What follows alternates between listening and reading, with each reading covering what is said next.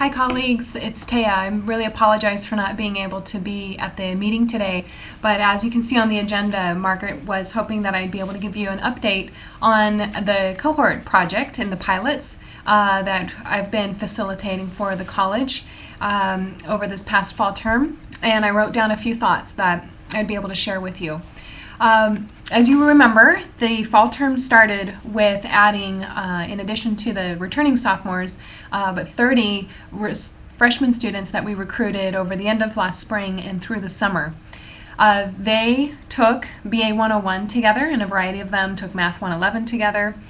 They lived in the Living Learning Center for the most part. All but about 3 of those students live in the Living Learning Center together, and they studied together.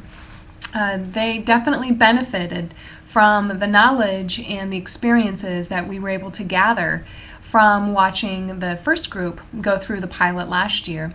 And by applying some different incentives and applying some different strategies to get them working together, I'm really confident that we're going to see significantly different grade results from this group. Some of the strategies that we learned from the first group and applied for the freshmen that I'm really excited about was the more cohesive study practice. I borrowed some curriculum from Kolb learning styles and blended it with a little bit of a technique that we used at PricewaterhouseCoopers during our leadership seminar last spring on whole brain thinking, and we kind of designed our own hybrid way of assessing learning styles, and then we mapped that onto leadership styles. Then we asked the students to pair up in smaller groups and work together, leveraging each other's strengths to overcome weaknesses in their academic realm. We had some upperclassmen step up and join their study group times, and I think that really helped the students have more direct coaching and mentoring, both from upperclassmen, students that have been there before also, but in the subject material. It created a lot of synergy. And I was very pleased with their midterm scores. Median grades in BA 101 from the freshmen were Bs, with only 4 students not earning a passing grade, but then on the other side, 4 students with 95% and better. So those are great signs. The bulk of the students, I'm confident, will be not just passing BA 101, but killing BA 101. For the sophomores, in the sophomore cohort, we did start fall term with, we're about at 24 of the original group that started with us 1 year ago. I have been adding additional students of sophomore level that meet our eligibility criteria to the group to maintain synergy and enough students to really have critical mass in their experience. Now, their academic performance starting fall term, so the way they ended last spring, their median cumulative GPA is about 2.63. At first, many of us, get disappointed when you kind of think about, but I thought we were aiming for 2.9 because that's the minimum GPA level for entrance to the college. But thanks to the reminder of the visit from Claude Steele, who wrote Whistling Vivaldi, the major impetus to a lot of the part of the cohort idea last year that we used, Claude Steele reminds us that across the whole, most students of color will underperform in academic arenas when the stereotype threat is imminent that they may indeed live up to a negative expectation. And Claude Steele's challenge for us was to rewrite their narrative in a context where they honestly believed and where they were able to psychologically mitigate on their own that stereotype threat and see different academic performance. So to strategically work with the sophomores, we did divide the cohort up. Instead of sending them all through very quantitative work of both calc and accounting, we had part of the cohort going through calculus together and part of the cohort going through accounting together. I'm okay with the results that I heard from midterms in accounting. I wished that we would have seen dramatic different performance, but on the whole, everyone at least met at the C level and at least are passing accounting, which is a challenge, but at least we're there. The cohort at the sophomore level engaged and interacted with each other on a very significant different level than they did last year. I think having the impetus of the freshmen around and pushing them, so to speak, from behind to engage and to interact and to work together.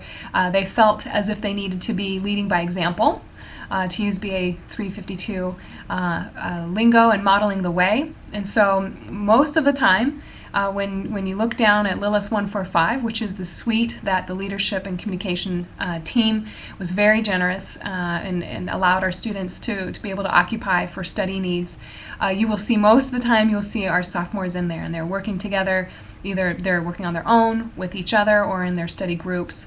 And it's where we intend to direct almost all of our tutoring this next term to be held in group and in individual levels there in the Suite 145.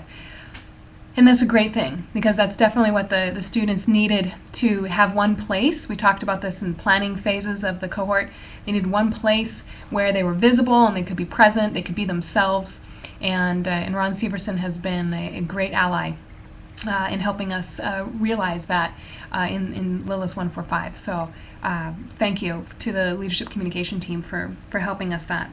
Another exciting component this last fall that got a lot of students engaged on levels that we did not have engagement last year was our first business partnership, so to speak, creative partnerships. A small marketing firm here in Eugene, owned, CEO'd, run by an African-American businessman. He's also here from Eugene, grew up here in Eugene, went out into the world, played professional baseball for 10 years and has been doing small business startups since he retired for the last 8 or 10 years. His company focuses on QR codes and branding and marketing new material through QR codes. Through that partnership, I was able to put our most recent admitted protege, Jonathan Thomas, on a team with 2 other seniors, and also one of our current sophomore proteges who's very strong academically.